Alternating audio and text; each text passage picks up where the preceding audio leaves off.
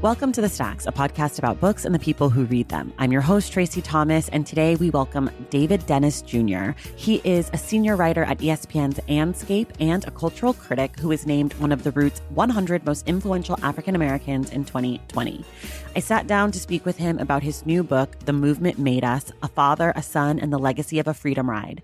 It's a blend of oral history and memoir telling the story of his father, David Dennis Sr., and his role as an organizer in the 1960s civil rights movement as a freedom rider, part of the leadership of CORE and COFO, and a young man confronting his own mortality.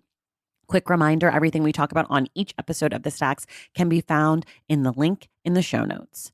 The Stacks book club pick for June is White Negroes, When Cornrows Were in Vogue, and Other Thoughts on Cultural Appropriation by Lauren Michelle Jackson. We will be discussing the book on Wednesday, June 29th with David Dennis Jr.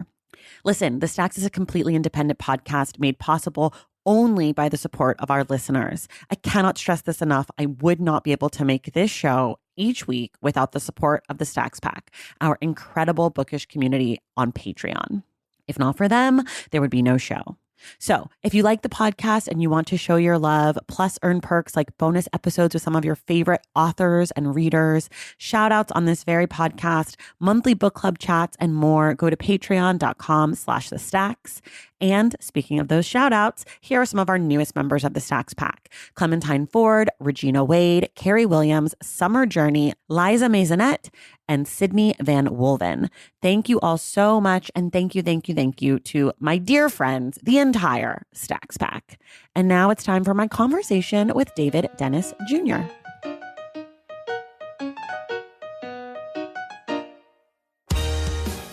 Okay, everybody, I'm very excited. Today, my guest is David Dennis Jr. The Jr. is important in this case because he wrote a book called The Movement Made Us with his father, who is, you guessed it, David Dennis Sr., civil rights hero. It's an oral history. David also does a bunch of other stuff, which we're going to talk about too. But for now, just welcome to the Stacks. Thank you so much. I'm excited. I've been looking forward to this all week. I'm really excited to talk to you. I was just telling you offline that I've just finished the book this morning and I love your dad very much. And I have so many questions about the book. But before we get to that, can you sort of tell people about yourself? You don't know this, but I've given you a proper introduction that lists all your professional things. Okay. So you don't have to do that. You can tell us a little bit more about like who you are. Let's see. What about me? So I'm a writer, of course. And people can't see, but you can see I am a comic book nerd and hip hop fan, and living right outside of Atlanta right now, with my wife and 2 kids. And what else do you want to know? I think that's all the non-worker stuff that I do. Where were you born? Oh, born in Lafayette, Louisiana, raised in Jackson, Mississippi. And then I went to school at Davidson College, which I reference every once in a while. Shout out to Steph Curry. Yep. And then Clint Smith. Yes, and Clint. They're both okay. So yeah. We've had a pretty good 36 hours between the 3 of us. So yeah. Well, Steph has not. Well, he played. He missed a lot of shots. People are going to be hearing this in June, so this may sound like insane, but we're talking about after game 2 versus Memphis when Steph and Clay basically scored 9 points, which is exactly how many points I also scored in that game. So it was awesome for us. It's okay, but by the time people listen to this, the Warriors will be on their way to a championship. So knock on wood, I'm so superstitious. I hope that you're right.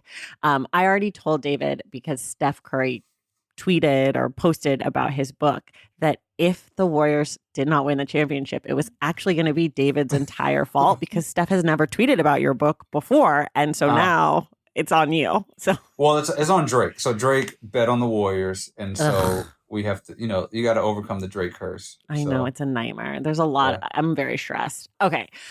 Let's start with the book. Then we'll talk about other things. So the book is sort of an oral history, sort of. Because you talk to your dad, he tells you his stories, and then you write them. It's not direct quotes necessarily. Right. So can you explain sort of how you thought about approaching that? Because usually with oral history, it's just like the person said this and I wrote it down. Yeah. So it was originally like a very like journalistic book. and in the proposal stage, it was very journalistic, and it was like whatever Dad said, I would just write and try to make it not boring, but just write exactly as it was. Mm-hmm. And it was sort of dry, it was like a dry retelling of stuff that, Right. is not, it didn't really have the emotional impact. I mean, the stories are episodic on their own. Like, they just naturally happen that way. There, you don't have to do a lot of sort of massaging the story to make it, dramatic. They just what they are. It's what happened.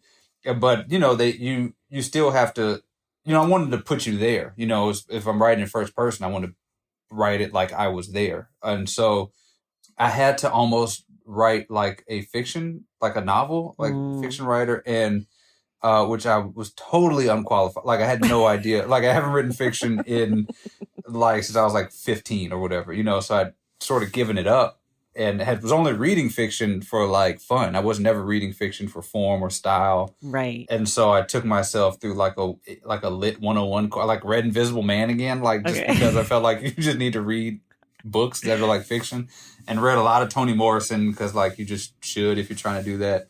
And so, I would get his stories, and then I would write, research whatever the blanks were, because there were blanks, there were like from all accounts from people who have interviewed and talked to Dad, he has a really, really good memory for a lot of things. But there are some blanks, obviously, due to the fact that, I mean, it's just traumatic stuff that happened, and you block it out. And then also stuff he hasn't thought about, like what was the color of the carpet in the room, or what was, like that sort of stuff. And so it was a combination of researching and trying to get all that together. But then also sometimes I would just like write what kind of I thought might have happened, and then I would go back to him. And so me just writing like fiction sort of would jog the memories back for him. Interesting. And he was sort of better at telling me what didn't happen. Like, that's not what happened, but oh yeah, this is exactly what happened. And so it was a lot of back and forth, and the pandemic hit in the middle of the book process, so it was like Zoom, and we would just go line by line, and I would just because there'd be parts where I would like to get from point A to B, I would just sort of be like, this is what happened.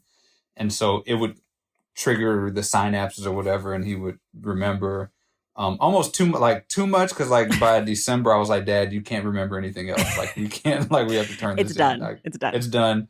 Please, if you remember something else or something different, just don't tell me. Don't tell anybody. Don't tell anybody. Yeah, right. You got to take it to your grave, my guy. Right. Yeah. That's so funny. Okay. I didn't do a good job of setting up who your dad is. I sort of said he was like a hero, but I think we should probably tell the people that your dad was on the first Freedom Ride bus in 1961. Mm-hmm. And he was an organizer with CORE. And then, is it pronounced COFO? Yeah, COFO. Yeah. I'd never heard that before. I got to say, I learned a lot in this book.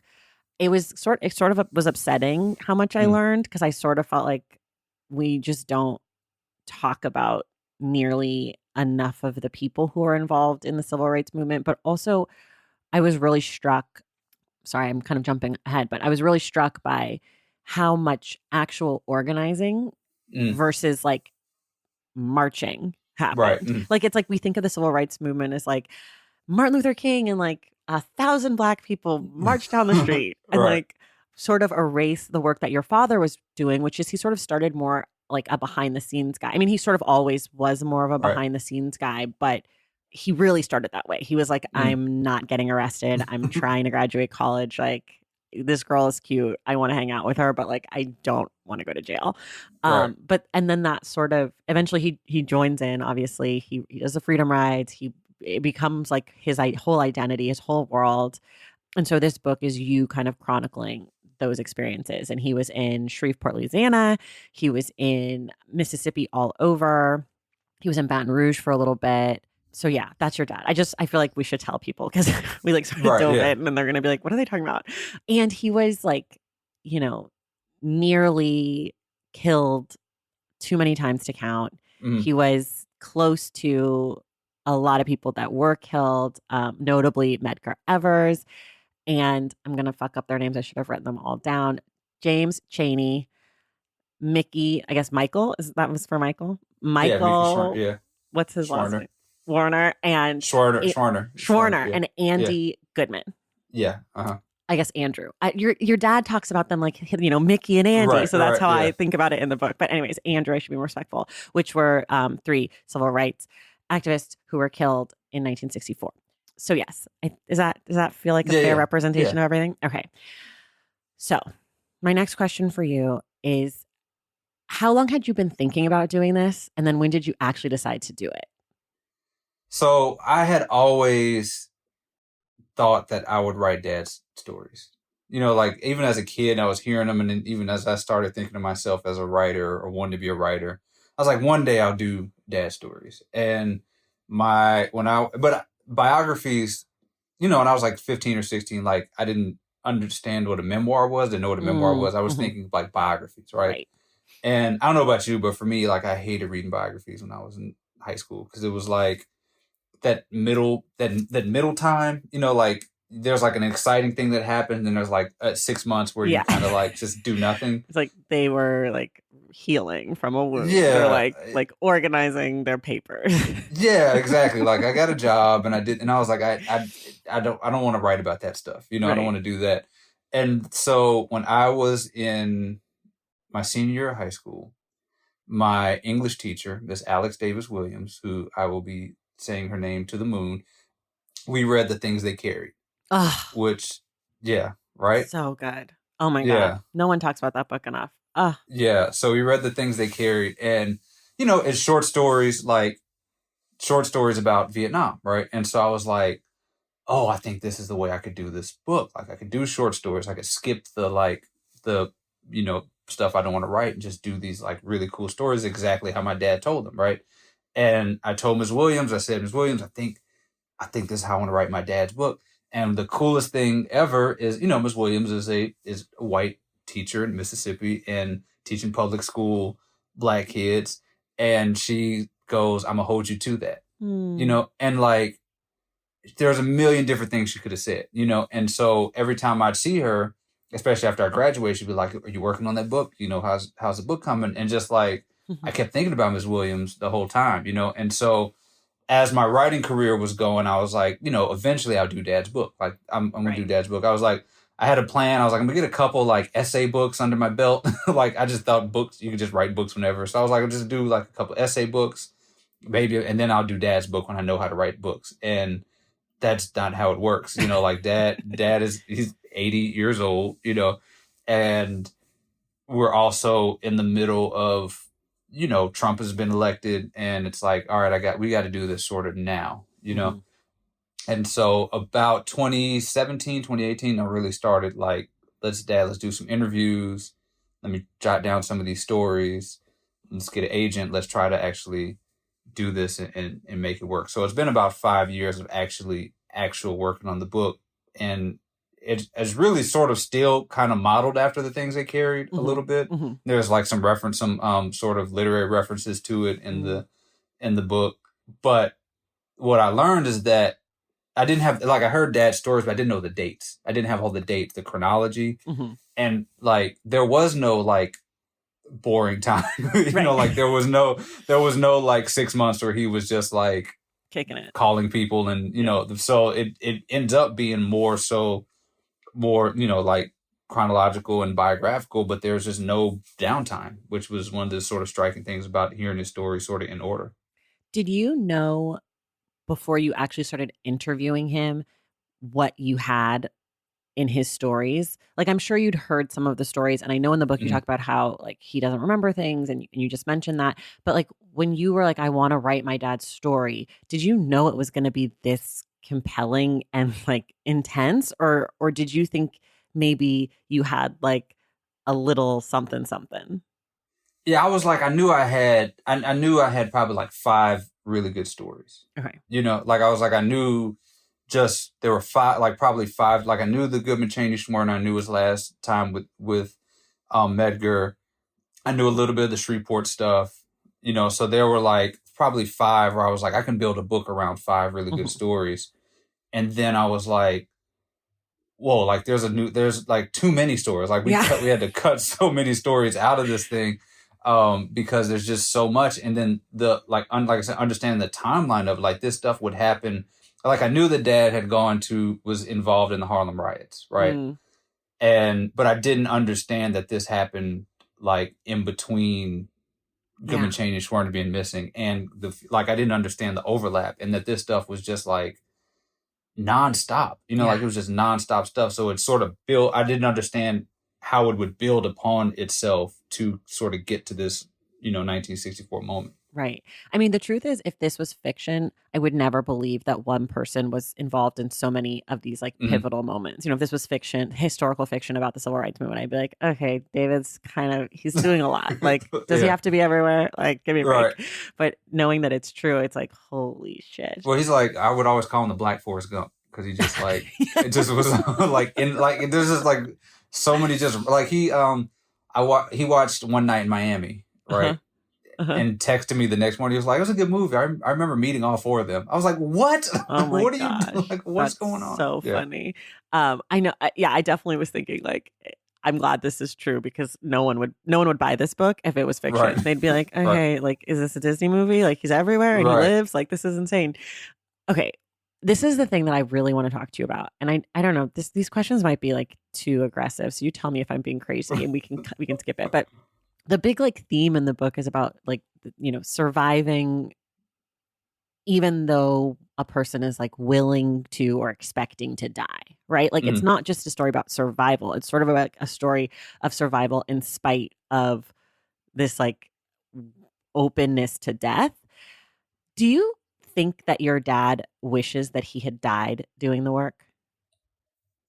Yeah. Well, I don't know if he wishes he had died, but I know that he has survivor's guilt. Yeah. For sure. Yeah. I think that part of it is that like you kind of, when you expect to die and so many of your friends are dying, especially so young, but also like as he's gotten older, like his friends are just dying. Bob Moses died in the process of writing this book, and I wonder sometimes if there's a feeling of he didn't complete the job or didn't do enough because he didn't die, Right. And there's just so much, and there's so many times he could have, obviously. Right. And, we talk about it a lot. I asked him about it, like, but I think the thing that he sort of comes back to is that if he had, then he wouldn't have, this family and children and grandchildren, things like that. So that sort of keeps that at bay, But I think that if not for that, if he hadn't sort of done some of the work to get the family, back together or, have these better relationships than he did, I think that would probably, I think he probably spent decades and all that stuff in between just feeling that way. Like he wished he'd died in the movement. Yeah. I mean, there's a part in the book, I think it's in one of his sections where he talks about sort of like the feelings and the reactions to the violence and the death and the murder, like that is a responsibility of white supremacy to deal with and not a reflection of the activist or the activist's success. And I found that to be really interesting because I think, clearly in your dad's story, there's so much survivor's guilt. There's so much feeling of, like you said, that the work wasn't finished or that, the job wasn't done and that's a failure in some ways on him. And it was interesting to sort of hear him also in the same kind of breath say that getting murdered isn't a success story for an activist. Like that's a horror story for a white person. Like that's their guilt. Okay, back to this survival thing. What do you think it means to survive when you feel that you're destined to die? That's a good question. I think it takes a lot of time to sort of figure out what's next. I think Dad not dying really made it hard. I think about did you watch Breaking Bad? Did you watch? I did watch Breaking Bad, yeah. Like, it reminds me, like when I watched the scene where Walt, where they said his cancer was gone and he was like, he punches the air thing in the bathroom. It's like, you plan to die. Like when that's all he planned for was to die, And so now it's like, okay, you're on the other side of this thing. Like, what do I do? you know. It sort of makes me think about George Raymond, who is a, you know, sort of a pivotal figure in the book. And, you know, he was younger when he started the movement, when the Freedom Rides, he was like 17 or 18. And so was constantly like, he sort of saw the movement, he took it like with adventure, you know? So there was like, he would do a lot of almost like pranky type of stuff. And, you know, like at one point he had stuffed it. He, like, the sheriff of Canton was like, every time I see you, I'm gonna kick you in the butt, like literally. And so he like stuffed his overalls with newspaper and like like ran to him and, you know, antagonized him, and he kicked him, and it didn't feel anything. And it was like, you know, that was just how he took it as adventure, right? And so, but when after the Civil Rights Act and it was sort of quote unquote over, like he sort of didn't know how to, you know, reintegrate himself into society. It's like you at the end of war, and, you know, he drank a lot and he died of heart failure at 30, you know? And I think Dad is that's what it was. Like, you plan to die, you go every day thinking you're going to die. And then the next thing is just like, now I got to like have a life. Right. And I think that's just, you know, that's just a hard way to sort of recalibrate your brain, you know? Yeah. Okay. I'm going to come off this. I was very struck by that part of the story, by how many times your dad kind of says like, I'm ready to die. I was ready to die. Like, it comes in so early, and it clearly seems like something that he is still, you know, 60 years later, really grappling with, like this surviving this thing that he wasn't planning to survive. Which I don't think we talk about that really at all, you know, even when we're talking about soldiers, right? Like, I think a lot of the times when we talk, especially now, like when we talk about soldiers, we expect them to come home or to survive. And this was sort of the opposite of like, I'm planning to die here. Like, this is supposed to be the end for me. And it really wasn't. It was like a quarter of your dad. I mean, he was only a quarter through his life at that point. I mean, who knows? Maybe even less, depending on how long your dad lives. But you know what I'm saying? Up to now. Yeah, and I mean, and there was no place to return from. Yeah. You know, there was no like, you know, you go to war and you know you go home on June whatever. Like, there was no. There's no place to mark it on the calendar. Yeah, you know? And it wasn't like when the Civil Rights Act was passed or whatever, or the Voting Rights Act was passed, that like everything was fixed. It's not like leaving a theater or whatever they call it. Right. Yeah. Okay. So part of this book sort of ties back into like you and your kind of witnessing of the Black Lives Matter movement and being there and writing about it and stuff. What do you? So I don't even know what the question is, but what I do know is that I think thinking about the civil rights movement and the Black Lives Matter movement, a lot of people are like, "Oh, this is our civil rights movement." But do you feel like that is real? Do you feel like that's misguided given what you know? Do you feel like that's an accurate comparison?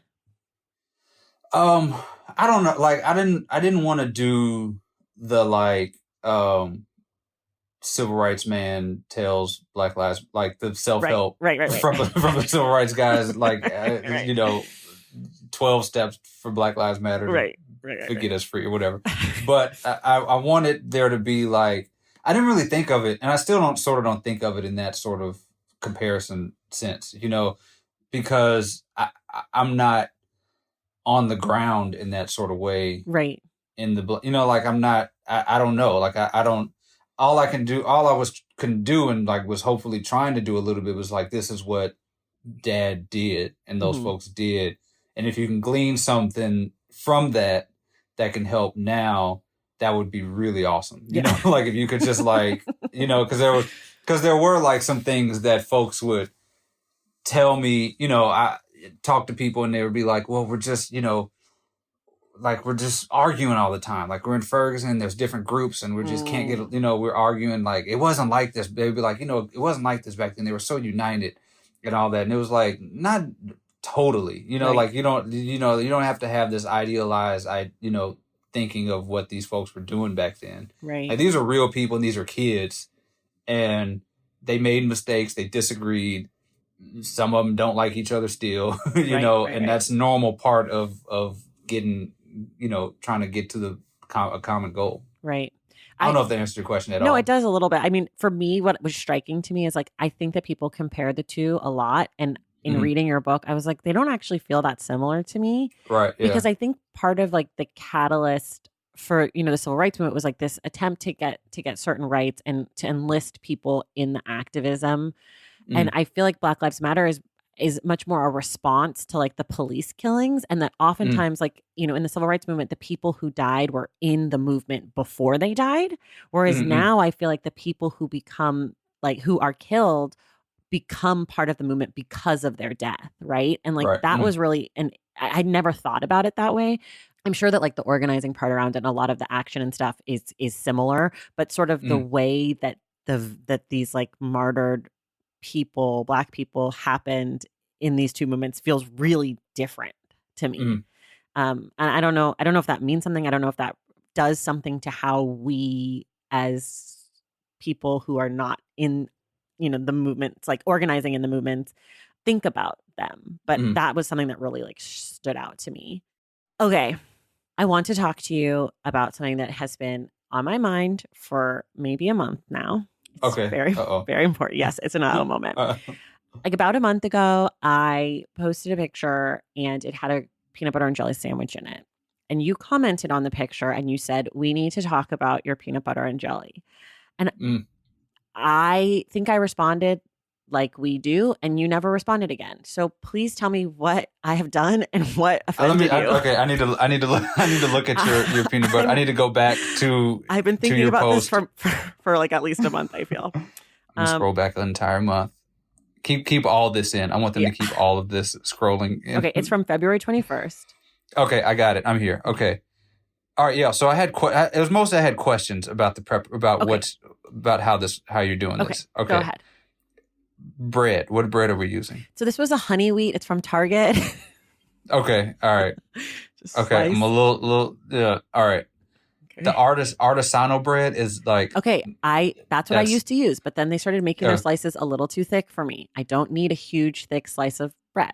I don't even like wheat bread. It's really just because I try to feed my kids healthy things, so I get forced you don't have to do wheat. You can just do the white artisanal bread. We don't have to do wheat. Too thick. Like wheat, it's too thick. It's like it's peanut butter and jelly. Like you don't need to try to do wheat. It's already peanut butter and jelly. It's already like okay, fair. But this is honey wheat. It's like barely wheat. It's pretty processed. Yeah, so might as well just go white. Might as well go thick white bread. That was sort of it was well sliced. I will give you it's a really good diagonal slice. I know I was putting it on Instagram, so I don't normally cut my grilled cheese or my peanut butter and jelly in half because I like to eat around the edges first and then get the really juicy stuff on the inside. Okay, all right, I can respect that. Okay, what kind of jelly are we talking about here? Strawberry bon maman. Really bougie shit. You know what I'm talking about? All right. I have no clue what that is. Yeah, you've seen it. It's the bougie jelly jam, and it comes in like sort of like it's really round, has a red and white tablecloth print top, but it's like rounder in the jar. It's not as narrow as a Smucker's moment. Okay, and so if I look very closely, right, it looks like you peanut buttered both sides, slices, and jellied the middle. I don't do that. Because here's what I do. I do jelly first, and then I usually lick the knife to make sure it's clean before I then stick all my bacteria into the peanut butter. Okay. Smooth. Not a COVID safe way to do. Well, I'm not sharing my peanut butter with anyone outside of my bubble. It's just me and my kids. And my husband has his own because he likes crunchy. I like creamy. It's a Jif or it's a Skippy moment. And yeah, that's the peanut butter. Okay. But I didn't do both sides. It's just the bottom. Okay. Yeah. All right. But it's probably because I sliced with the knife, you can see it. It does look a little residual like I did both, which would be so intense. Oh my God, could you imagine? So it was mostly just I wanted to survey. Okay. Me and Clint also have very intense. Okay, what's your thoughts about peanut butter and jelly setup besides the Artisano white bread? So Artisano, like very light toasted. Like you put it in the toaster. Like very light though. Like 10 seconds in the toaster. Okay. Just so it makes the little noise, but like nothing more. Okay. And then, peanut butter on one side, regular smooth. And then I do like the very processed jelly. I do very like sugary. Smucker's grape. Strawberry. Okay. Sometimes I do grape if I have it, but I like strawberry best. and then we just go for it. Okay. Okay. I don't Okay. think that you should toast a peanut butter and jelly sandwich. That's just me. Even a little bit. I actually Uh-huh. put my bread in the refrigerator so that it's cold. I like kind of a That's chilled the moment. craziest thing I've ever heard in my entire life. Mm, What? well, also What? if you keep it in the fridge, it doesn't like go moldy as fast. And so yeah, we do a refrigerated bread moment. Okay, It's so that's important to me. no. You got cold bread peanut butter and jelly sandwich Hmm. is the wildest thing I've ever heard in my entire It's life. delicious. You should try it. I I will was try I a was gonna toast. I was about to 8.5 your peanut butter and jelly sandwich, and it has now been Well, you've we're never docking tried two it this points. way, so how could you know? What if it's actually now a 10? But cold bread is like, who ever wants cold bread? Well, is your jelly coming out of the refrigerator? Yeah, Okay, so you already but have a it chilled doesn't have element. the power to It's not to frozen bread, it's just chilled. It's yeah, perfect.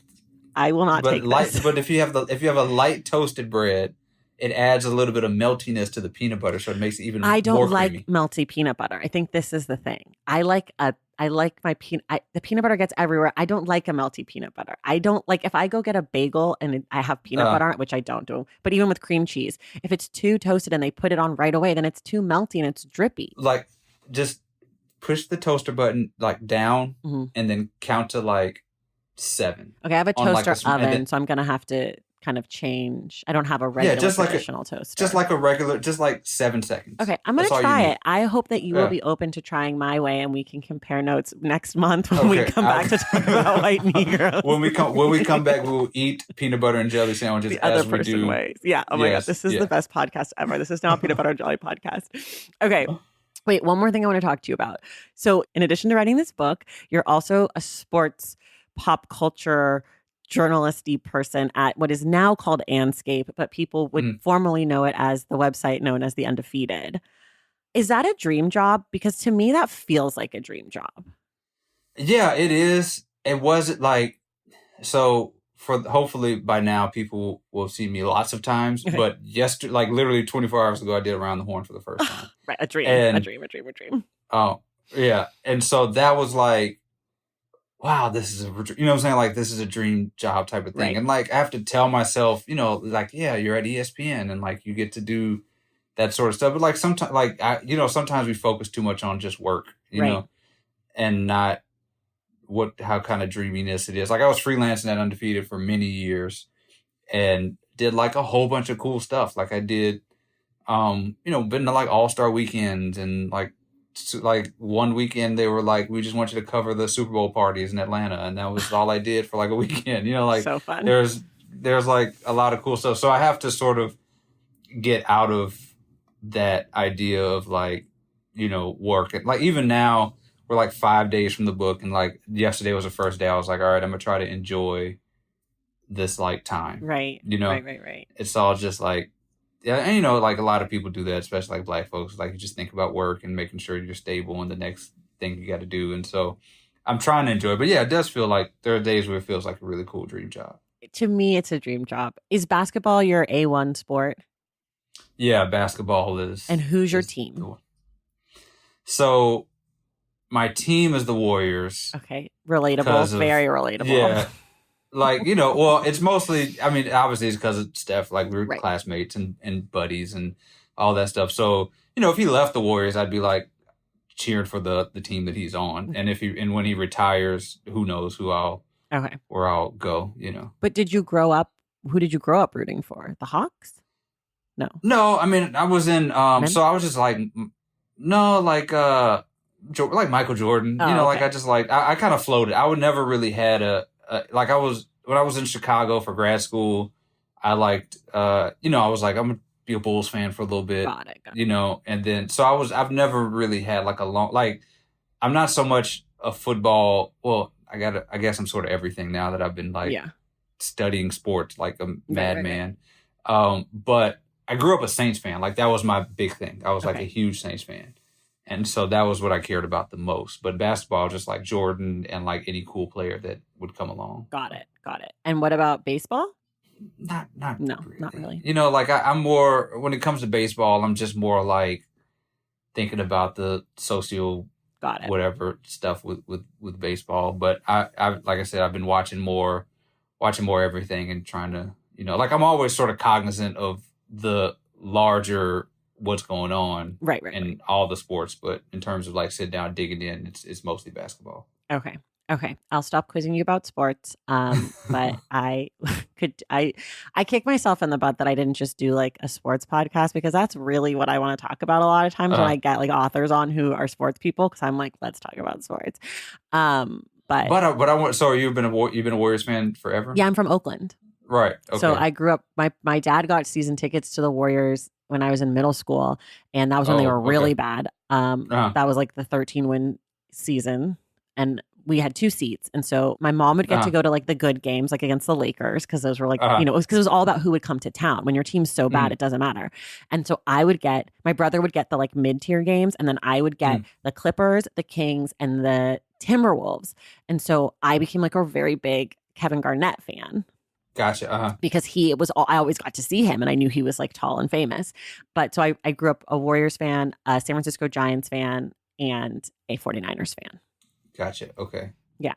So, Baron Davis. Baron Davis was like my favorite for a long time. Love Baron Davis. I was at the when the Warriors got good, like when they beat Dallas, like I think in like 2008 or 9, I got to go to the next series. I think it was like Utah or whatever. Yeah. It's like where that like poster where he dunked on Karolinko and showed his nipple. I was at that game. I was at that game. The nipple dunk. Yeah. I think that was on Mother's Day, and my dad got us all tickets to go, but me and my brother sat in like very bad seats, and my mom and my dad got to sit in like our good seats. But that was like my first ever NBA playoff game, and since then, I mean, before then, but also since, just love the Warriors being good. Right. And it's so annoying because people are like, oh, I'm a Warriors fan. I'm like, okay, but I'm a Warriors fan.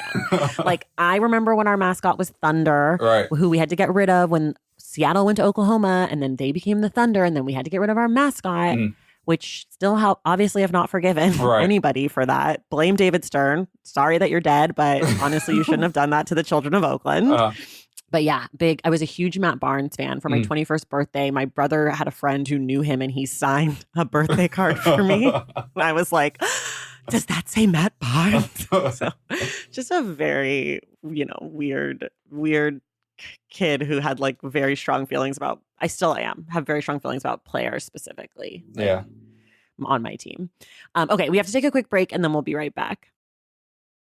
Valentine's Day is upon us, and I've got love on the brain. Love for books, duh, of course. Hello.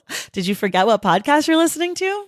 I love bringing you all great reads, exclusive author interviews, and behind-the-scenes book gossip. But I can only do that with your support over on Patreon and Substack.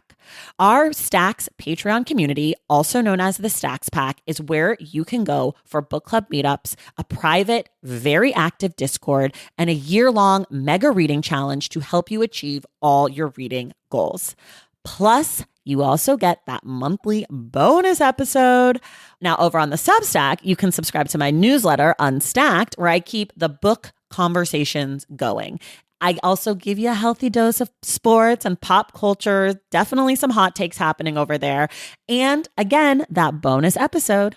If you don't have a few dollars to spare, don't worry. There are free options on the Substack and the Patreon to get you a little extra Stacks magic. Making this podcast is a total team effort, and by supporting my Patreon and my Substack, you allow me to support my amazing team that makes the show possible every single week. So if you or your friends are looking to meet other book lovers and support this indie podcast, come hang out with me on Patreon, Substack, or both. I would love to have you. And since we're talking about love, you can gift subscriptions to the Patreon and the Substack for that special reader in your life. For the Stacks Pack, head to patreon.com/thestacks. And for the newsletter, head to tracythomas.substack.com. And also, there are links to both in the show notes. Okay, see you in the Stacks.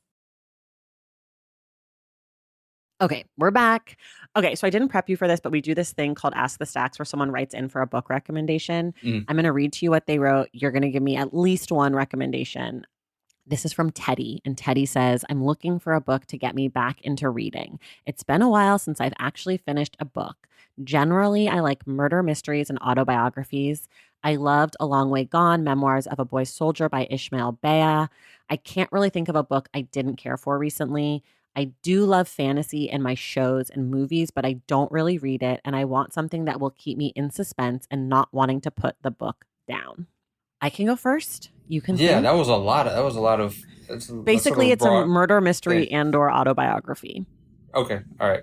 Okay, here's Teddy. Here's what I think. My first pick, I think because I finished your book today, I was sort of inspired by your dad's book, which would be actually a really good one. I guess it's not your dad's book. It's your book about your dad. Mm, Anyways, or your guys' book together. I picked Asada by Asada Shakur. It's her sort of memoir biography. It's really, really good. I picked Into Thin Air by John Krakauer. It is not an autobiography, but it is sort of a murder. It's not a murder. The mountain did it. It's people climbing Mount Everest, but it's really, really captivating and really engaging nonfiction. And then I picked The Dead Are Arising by Les and Tamara Payne, which is about a biography of Malcolm X. So I guess it's not an autobiography, but I figured you didn't really care who wrote it. And it's really, really good. And when I read it, I cried, even though, spoiler, I knew what happened to Malcolm X also. I cried. I couldn't believe I cried. I was listening to the end on an audiobook and I was walking down the street crying over Malcolm X, a person who died in 1965. So I don't know. It's very good. Okay, David, do you have at least one book for Teddy? I'm gonna say one that we already mentioned, The Things They Carried. Like, it sort of has all of that stuff in there, even though it's technically fiction. But it's sort of written like it's not. You know? I think that's a good one. I didn't know it was fiction until like 3 years ago. I have to be honest. I always thought it was nonfiction. And then I made my husband read it. And then he was like, did you know this was stories? And I was like, nope, had no clue. Well, I mean, and that's the other thing I liked about, like, because the playing with the name, like, it's about a Tim O'Brien that's fictional, right? And so I was like, well, we'll do a Dave, like, it's a David Dennis, but written by a different Dave, So I kind of like playing with that. But yeah, I think, but it's supposedly, it's fiction, but I'm sure, it's stuff that and happened. It doesn't read like fiction at all, right? Except for in the fact that it's like got like really beautiful storytelling, but it doesn't feel like out of this world, except for there's one story that sort of does. Anyways. Okay. Teddy, if you read the books, let us know. Also, anyone else who wants a book recommendation, email askthestacks@thestackspodcast.com. Okay. Now David's turn to tell us about the books he loves. 2 books you love, 1 book you hate.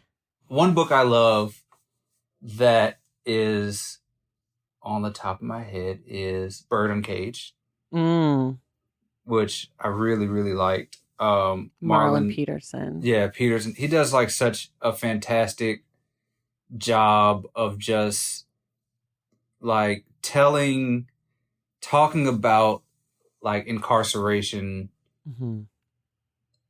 It's like he's not trying to convince you of anything. It's like he's just telling you what happened. Telling, and like you will come to a natural conclusion, but it's not. He doesn't like bend himself to make it some sort of argument. Right. Yeah. Yeah.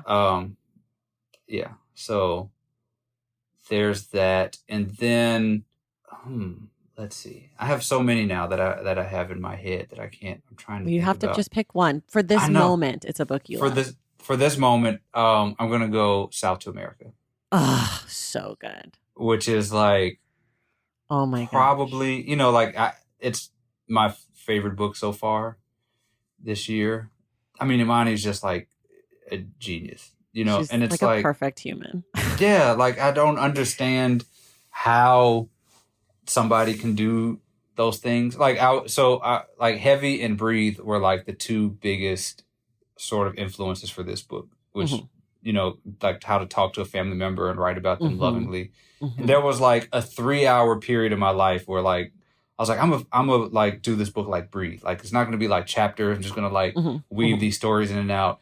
And then I realized I can't fucking do what Imani Perry does. like, what do you think you're doing? Like, don't be stupid. Right. Of course. So no, South to America is just like I listened to it like it was like my listening thing.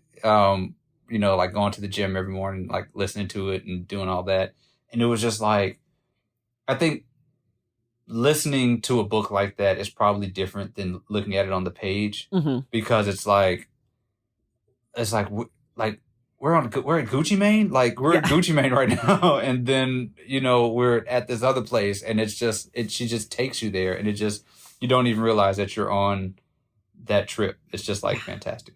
I listened to it as well. I actually started reading it off the page and really struggled, and then I did the audiobook and was like, oh, this works for me now. Okay, what about a book you hate? I don't want to say I hate the book. And I'm sort of like, I'm really sort of sensitive about saying I hate books now, because people might, because people about to start reading my book. You're okay. You can say you hate a book. You know what? I did not like, and this might be a hot take, but I did not like the second half of Invisible Man. I've never read it. Really? Okay. I can't weigh in. It does sound like a hot take, though, given what I know about it. Yeah, like I was sort of like, like I said, it was sort of silly, like looking back on it. I was like, I gotta read, I gotta read fiction. I gotta like learn how to read.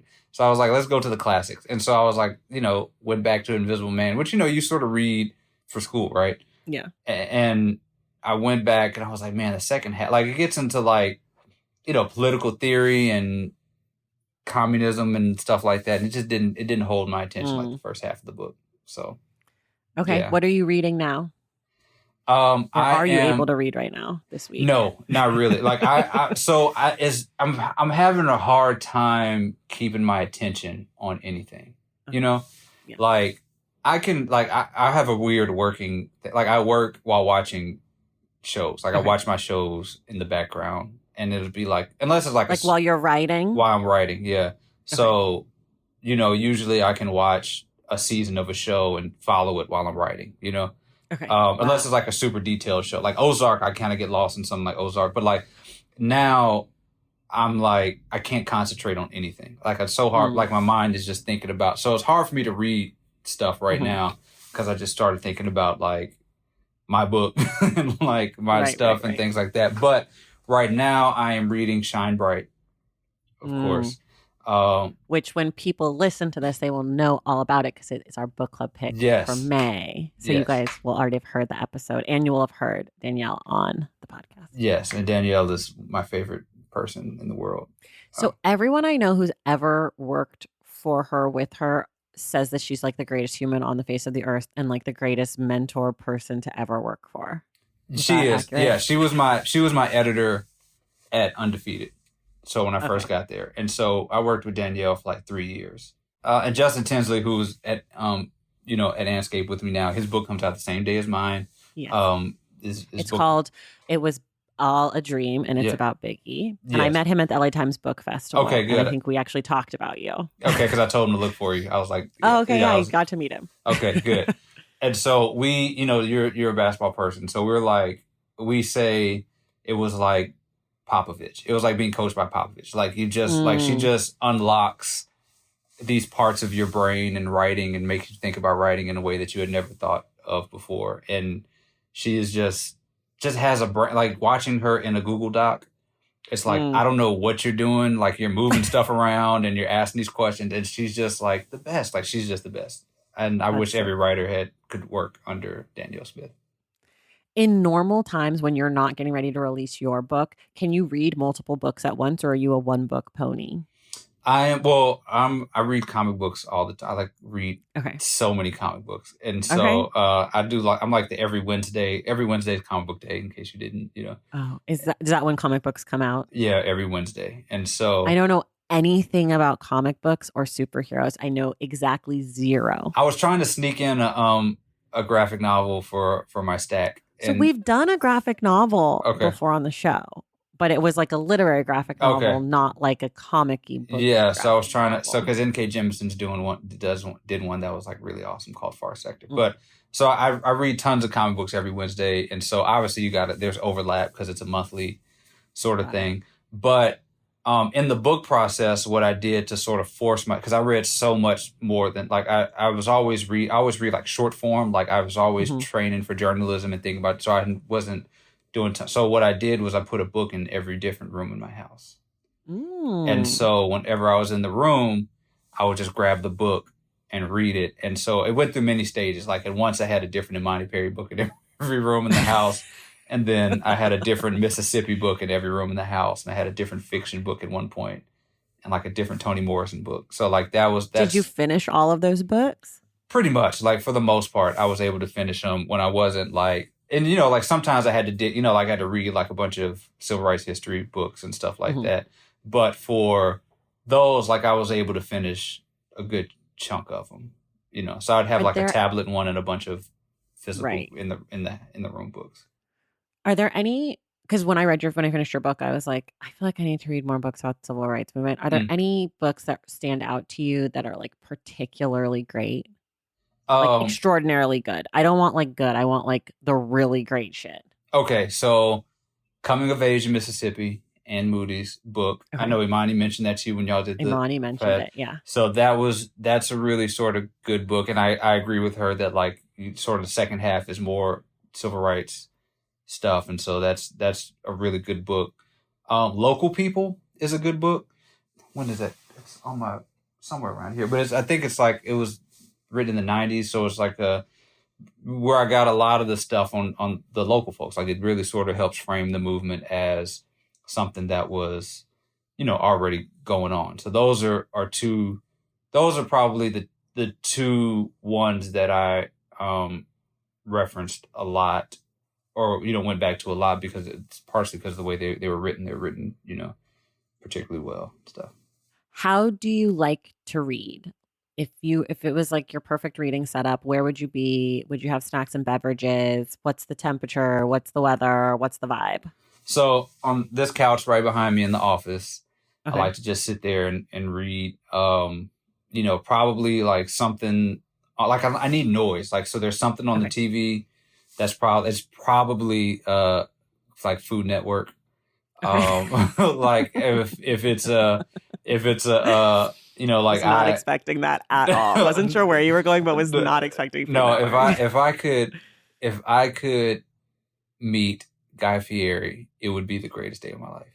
Really? I love Guy Fieri. He just Wow. drives around. Think about it. He just drives around Yeah. and tells people that their dreams are legitimate. That's all he does. Okay. And like Okay. tells the Well, he people, also does go get his hair dyed, I think, sometimes. yeah, but whatever. But he just, like Okay. he does that It's like, on his way. He does it on like on the way to like going to like Wisconsin and telling some guy who like has a like grilled cheese restaurant that he is the Mhm. coolest person in the world and like helps him Okay. make money. There's nothing Right. like I fell in love with Guy Fieri during the pandemic. But anyway, Okay. so like there's a lot of Food Network going on, like Food Paradise. That stuff's in the background, and I'm sitting on my couch and I'm reading my book. I might have a Okay. sparkling water, and I don't snack a lot, but sparkling water, couch, Food Network, and I'm reading a And book. is it a Pellegrino? Because that's what I see you drinking today. Yeah, it's Is a that the Pellegrino. sparkling Well, water that you go for? it's whatever. You're learning a lot about me today because I am I'm a coupon person. I'm not. Well, I'm like Oh. I'm a sale person. So whatever one Okay. Costco has for $5 off, I'm Oh, going to that okay. one. So So no brand loyalty, no, just just loyalty to that bank account. yeah, as long as whoever's got the $5 off. So I have This, probably got it. about Wow. 6 containers of sparkling waters from various companies in my garage right now because I hoard from Costco. Honestly, I love this so much. This is the greatest answer. It's full of surprises. It's really, you've taken me on a journey with this one. Uh, are there any genres? I mean, you talked about how you didn't used to really read fiction, but are there any genres or types of books that you particularly avoid or stay away from? I don't think I've read a single mystery novel Mm, ever. okay. What's a good mystery novel? I don't know, but I don't know the difference between a mystery and a thriller, Yeah. but I feel like it's too late for this book, but Gone Girl is sort of my favorite Oh, thriller. okay. But I never saw the movie. Oh, My okay, then you should read the my book. my wife saw it and she did the like thing. I don't know if you do this. My wife did the thing where she told me everything. Like she comes to the movie theater and Oh, tells me everything from beginning to end. no. But I I mostly despise a forgot. spoiler. I was like, I'll never watch it. She just tell me. But Oh, I think I forgot I forgot most of what happens. Like it's like her, like she sets him up or something like that or something. Spoiler alert, everybody. But Whoa. yeah. Anyways, it's a really good one, but I don't read a lot of mysteries either. I do like a thriller, but I usually feel like if I figure it out too early, I'm annoyed. Yeah. And then if I figure it out too late because they didn't actually set it up well, I'm even more annoyed because I'm like, okay, well, you just brought in this other character and they did it. Like, I hate you. Right. And I get most of my like exciting fiction, like this mystery and the suspense. It's like from my comic books. So. Oh, I would say from TV. Well, yeah, that too. Possibly. I feel like I love rom-coms, love rom-coms on television, but I just don't read them. Like, right. Yeah. Not like in a movie, but I just don't read them. Like it's just not, I don't enjoy them nearly as much off the page as I do like with Matthew McConaughey being charming and like secretly racist. You know what I mean? What's the best rom-com ever? I personally love How to Lose a Guy in 10 Days. Okay. I also this is a controversial pick because I don't believe this is a rom-com, but maybe it is. I do love Love and Basketball. That's right. That counts. I think that's like borderline. And I love My Best Friend's Wedding. Okay, that's like the gold standard. Those are my favorite. I do not like When Harry Met Sally, and I don't fucking care what people say. I didn't like that one either. It's boring. It's not enough charm. Yeah. It's not enough. It's just the one scene carried it. Yeah, and I don't like Annie Hall. Yeah. I like the like 90s, early 2000s golden age of rom-com. Yeah. Because I don't think Soul Food counts as a rom-com. Yeah, I don't think so. But I love that movie. Okay, enough about me. Okay, this is sort of our lightning round. So you're going to tell me just whatever. I don't know why I call it a lightning round because it's not really. But okay, last book that made you laugh. Probably rereading Long Division. Okay. Long Division. Yeah. Last book that made you cry. Probably Bird Uncaged. Okay. Last book that made you angry. Probably some of the parts of Shine Bright and like the erasing of some of these Black women. Yeah. Last book where you felt like you learned a lot. South to America. Yeah. Oh my God, so much. Yeah. What's a book you feel proud about having read? That's an interesting question. Probably, I guess I'm proud that I read Invisible Man, maybe. Okay. Like, because I'm like, if I could, you feel like that's when you can have a good conversation. You can say you read it. Yeah, for sure. My answers are always like really long books. So I'm like, I finished. It's never books I actually liked. I'm just like, I read Anna Karenina. Give me an award. Right. Are there any books that you're embarrassed that you still have not read? Man, probably a lot. Like, I haven't, like I said, I just sort of skipped out on fiction for the longest. And so I was reading all this Toni Morrison, and about midway through The Bluest Eye, I got distracted. You haven't finished. Didn't finish it. So it's okay. I got to get through it. So. Wait, I can barely hear you. Yeah, I was mumbling, I think. Oh, okay. Yeah. I was like, oh my God, he's cutting out. I like saw your mouth moving. I was mumbling. That was my embarrassment manifesting in that my, was your in my acting. voice. Sorry. Yeah, okay. Yeah. Really good performance. Yeah. Okay, if you were a high school teacher, what's a book you would assign to your students? Well, hopefully The Movement Made Us would be a wonderful... That would be smart. All of you teachers out there, before it gets banned in Mississippi, that would be wonderful. Do you think it will get banned in Mississippi? I don't think so. I don't think it'll be banned. Well, I mean, so I really want them to change the name of the Ross Barnett Reservoir. Oh. I really want them to do that. And so maybe if I start making noise, they'll be like, that might get them, that might have them wanting to do that. But my hope, like, I know that I really don't want this book to be banned. Like, I really want high school kids to be reading this book. I don't want this book to be banned either. Yeah. I don't think there's anything to ban in this. I mean, aside from just like the general people banning like books because they tell history, it's like, I don't know. I mean, look, I wouldn't put it past right. You never know. But I would say How the Word is Passed also. It's definitely. Of course. Oh my gosh. Clint, friend of the Stacks. Yeah. Okay. My friend first, by the way. Sorry, everybody can't go to Davidson. It's a small liberal arts college, so it's only for small amount of people. Just you three, you, Clint, and Steph. The only three people to ever go to that. Only 3 people who've ever been there. Yeah. Yeah, congratulations. Where is Davidson? I always thought it was in Indiana, but in your book, I feel like you told me it was in like North Carolina Yeah, or it's right something. outside of Charlotte. I have this whole time thought that it was like a Midwest school. Oh, it's because like maybe it's because of mid-major. Like people think all mid-majors are Midwest schools. Yeah, And maybe so, that's why. I yeah, it's think the mid right out. is really confusing. Yeah, it's right outside of Charlotte, North Carolina. Wonderful, Okay. wonderful school. And that's where Steph is from. Yes. Yeah. Somewhere in North Carolina. Yeah. Okay. Second to last one. Who would you want to write the book of your life?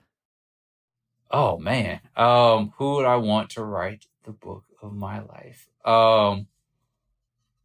If I were being, pie in the sky, I would say Jesmyn Ward. Go ahead and write it. Jesmyn Ward? Yeah. Yeah. Yeah. Because she's sort of like, like Regina King as a director. Like she writes about, like they know how to get at this heart of Black men in a way that like a lot of folks don't. So, yeah. Okay, last one. If you could require the current president of the United States to read one book, what would you want it to be? I don't know. Is there a book on like canceling student loans? Like, what's the book? What is there a book out there that's there are some books. There's that book. Well, I know Tressie McMillan Cottom's first book is about like higher education. I think it's called Higher Ed, or maybe it's called Lower Ed, something like that. But then there's another book that just came out about student loan debt that I think whoever wrote it is a friend of Clint's, actually. Okay. Adam Harris's book, The State Will Provide. Yes. Yeah. Isn't that about higher education and like? Yeah, sort of like, like funding higher education and stuff. Yeah. But I don't know if I haven't read it up, obviously, in case you couldn't tell by that really specific endorsement. All right. You did it. You passed. You're going to be back Wednesday, June 29th. We are discussing White Negroes, When Cornrows Were in Vogue, and Other Thoughts on Cultural Appropriation by Lauren Michelle Jackson. I love this book. I am really excited to talk to you about it because I know that you talk and think about onlineness and Blackness and culture a lot. So I feel like we're going to have a very robust discussion. So everybody get your copy of the book. You can also get The Movement Made Us wherever you get your books. It's out now. Gabrielle Union and Steph Curry have publicly posted about this book. So if you don't get it and then don't post about it, like, wow, what a mistake on your part. You're not in the Illuminati. You're not going to be at the Met Gala. Let me tell you that. Okay. You're not going to be at the NBA Finals. You're not going to be at anywhere that you want to be. So you should go get this book. Maybe support your local indie, but I don't really care. Maybe if you can't afford it, talk to your library, make sure they have copies.